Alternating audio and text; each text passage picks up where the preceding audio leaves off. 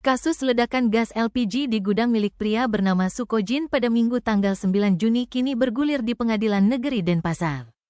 Perkara merenggut 18 nyawa ini sudah memasuki tahap tuntutan pada Kamis tanggal 14 November tahun 2024. Dalam sidang yang dipimpin oleh Hakim Ketua Herianti itu, Jaksa Penuntut Umum Kejaksaan Negeri Denpasar Haris Dianto Saragih membacakan sejumlah poin tuntutan terhadap Sukojin. JPU menuntut supaya majelis hakim yang mengadili perkara ledakan gas LPG ini menjatuhkan hukuman terhadap terdakwa Sukojin berupa pidana penjara selama 1 tahun 6 bulan. Hal-hal yang memberatkan yaitu perbuatan pria kelahiran Banyuwangi, Jawa Timur mengakibatkan timbulnya banyak korban jiwa. Sementara ada berbagai pertimbangan yang meringankan tuntutan terhadap Sukojin.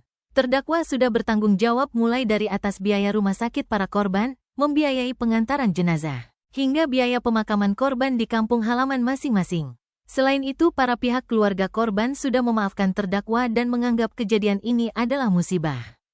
Sidang akan dilanjutkan pada Selasa tanggal 19 November tahun 2024 dengan agenda pembacaan nota pembelaan dari pihak terdakwa.